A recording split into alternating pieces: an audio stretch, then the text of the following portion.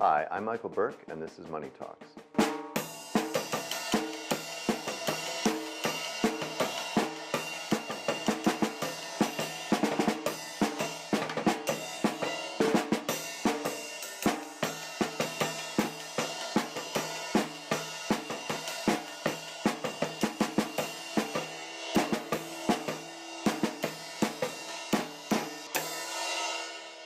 Hi, welcome to Money Talks. We are at DuraColor today with Peter Carey and Mark Bollmeier.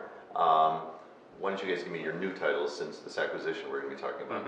I am the Senior Location Manager. Okay, and you were the president of DuraColor. Yep. And Mark, you were Vice President of Sales and Marketing. And That's what are you correct. now? I am the National Sales Manager for DuraColor.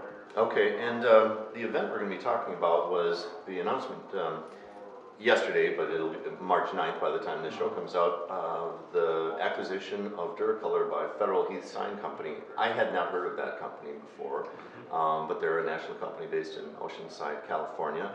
And this is one of those acquisitions that you guys are going to tell me all the reasons it was a good thing and not a scary thing, so we'll definitely get to that. But first, a little bit of history. I've been writing about, well, what started as color art since before 2004, but it was a thriving company. Mark, why don't you fill us in on a little bit of the history? There was a real momentous event in 2004 when color arts kind of just broke and crumbled. There was. The color arts had its roots in Racine beginning in 1947. At that time, color arts was a charter member of its industry association, the Screen Printing and Screen Printing Association International, as it was called at the time. And so we were 59 years old in 2004, $45 million in sales. We had a client list that most companies would really have killed for. It was right, Harley Davidson and Yamaha, Sears, McDonald's, Arco, ConocoPhillips, Sunoco, British Petroleum, Amoco at the time. And about 225 employees. We were about 250 employees actually. And we were coming off our best sales year ever in 2003, and we had a series of tragic decisions by an ownership group at the time that kind of put the company into a tailspin. And tragically, we found ourselves returning to the company on Friday, June 11th, being asked to clear out our desks and being given about 15 minutes to do that. It was an event very many of us remember, unfortunately. Sure. So, and you were in receivership, and then the company went into receivership. So then they sell the pieces, they sell the assets. They were trying to sell pieces and parts, but fortunately we found an ownership group that decided they wanted to buy the whole company, the entire building, all the equipment, and then the task was to put a team together to be able to rejuvenate and restart the company. And of course, when that happens, all the customers just fly to other suppliers, and you're really starting over, and you had basically a skeleton crew.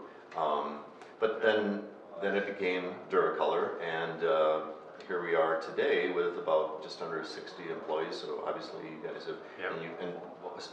Peter, what are some of the customers you've gotten back in that time? You know, one of the main customers we've got right now is BP. BP has been a customer of ours for almost that entire 10-year period. And if you look at a BP gas station, we do virtually all of the graphics that go on the canopy, all the graphics that go on the dispensers, and some of the graphics that go on the interior of their convenience stores. Those iconic green and yellow and white graphics. Yep, that's us. But you've also got Trek and Coca-Cola, and what are some of the others that you've? Well, Mark, you've been responsible for getting many of these customers. Well, Yamaha's come back after 7 years, and that was one of the customers that was hurt by the demise of Color Arts. They had production lines to keep going, and they had to find other sources, and we put the company into a difficult situation. But after many years of pleading, begging, calling on them, they decided that they would give us another opportunity, and when we came back, they acknowledged that our printing was among the best they've ever purchased. So yeah, obviously it was very positive. Your customers are finding value in Very this company. yes. So the acquisition, let's get to that now. What does Federal Heath Sign Company do, Peter? They are one of the probably 4 or 5 key national sign companies.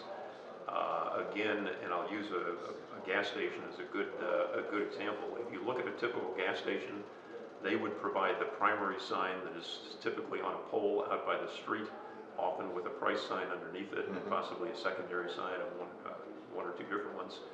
They often provide some of the canopy signage, and then there's often building letters either on the canopy or on the store itself. So they would do what used to be neon, now LED letters. They would do the primary sign, and they would often do a building sign or two. And so you're really working in the same kinds of retail environments, it's just that they're making other pieces that you guys are not making? This is a great match. This is really a good match, because we can talk to many of the same customers about the graphics that we can provide. The graphics that we're doing are more often than not two-dimensional and somewhat structural.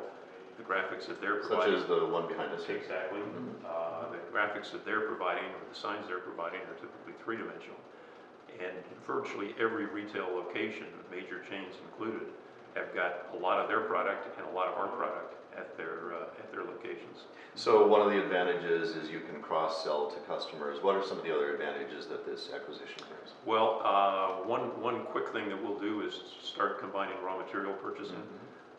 We buy many of the same raw materials, not all of the same raw materials, but many of the same common commodities. So we'll be able to get better pricing on raw materials. We provide service at the gas station or retail location, so do they. So we'll be able to combine our service offering at that site and be able to coordinate much more effectively in terms of getting the job done. Like in remodeling and things like that? Yeah, remodeling, and when a store changes hands or remodels or improves their image, they typically do the whole thing. So we would go in with our product, as would Federal Heath, and then we would hire a subcontractor and supervise the actual installation work at that site. Now, but does that change? Because Federal Heath, one thing I learned yesterday was Federal Heath actually has its own, what do they call it, a contracting division or remodeling division? They do. Or something like that? They do. What will that, but you'll still need to hire your own crews? Yeah, they have some of their own crews actually in place and using their own equipment. They often also subcontract work, as do we. So we would coordinate the subcontracting work if we're subcontracting. If we're using their equipment, we would perhaps have them do the work that we would otherwise subcontract. There's not pure overlap in terms of scope of work between the work that their crews do and our crews do. Our work is a little bit different. Yeah. So there's a good synergy there as well. And then you mentioned also that there might be times where there's something they can do that you don't quite have the capability? Yeah, we often find ourselves in a position where we'll go in and sell something that we can't build entirely ourselves. So we'll typically subcontract part of what we do.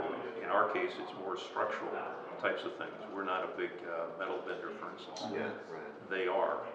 So some of the things that we're currently subcontracting may be able to be done by their capability.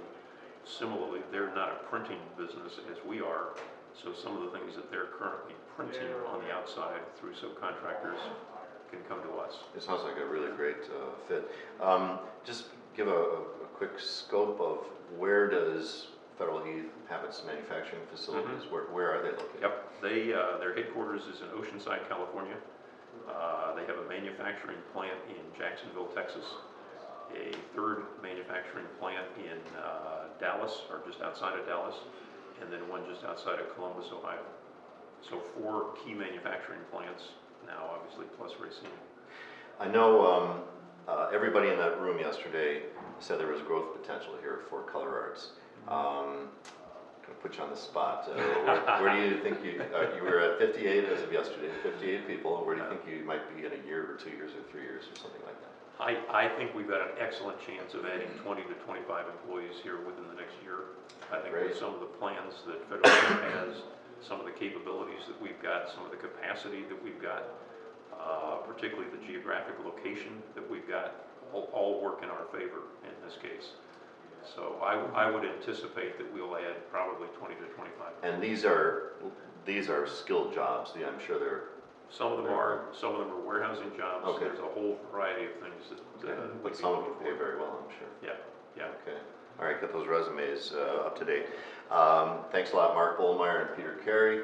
We've been at DuraColor today, talking about the recent acquisition by Federal Heath Sign Company.